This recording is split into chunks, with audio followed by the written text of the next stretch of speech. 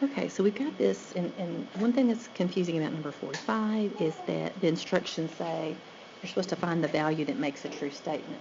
Well, what they're really asking you to do, sometimes you can figure that out without doing this, what they're really asking you to do is to solve the equation. That's another way they could say solve the equation. And when we solve equations, what we do is we do PEMDAS backwards. Okay, so I think the instructions were a little confusing. Okay, so here's how I tell students to do this. It may be a little bit different than Miss Bailey told you.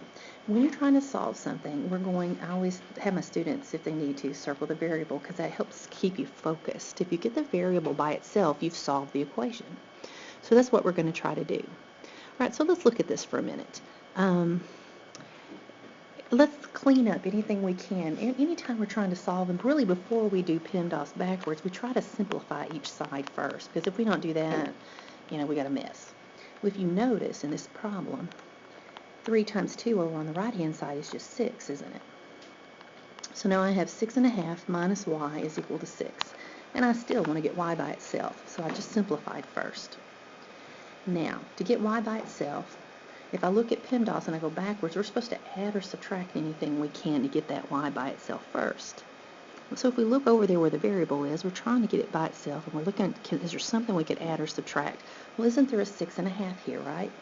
I could get rid of it by doing the opposite. If it's a plus 6½, I could add a negative 6½, or I could subtract 6½. You could think of it either way, but I got to do it to both sides, don't I? And one thing, sometimes it's helpful, is if you draw a line through your equal sign all the way down, that helps you make sure you remember that if you do it to one side, you do it to the other. Okay? Well, 6½ minus 6½ is 0, so I have 0 minus y, which is, what is 0 minus y? Isn't it just negative y on this left-hand side that I'm going to end up with? Up here, I have 6 minus 6½. Well, 6 minus 6½ is negative 1/2. So I end up with negative y is negative 1/2. But I don't want to know what negative y is. I want to know what positive y is. Well, positive y, how am I going to get it?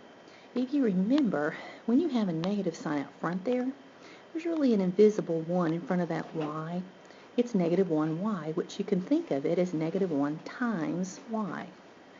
Well, if you've got negative 1 times y, what's the opposite of multiplying y times negative 1? It is dividing y times negative 1. So we're going to divide both sides by negative 1. A negative over a negative makes a positive y. Oops, meant to write that in black. Still not writing in black. Okay, and a negative divided by negative on the right-hand side is also a positive. 1/2 divided by 1 is 1/2.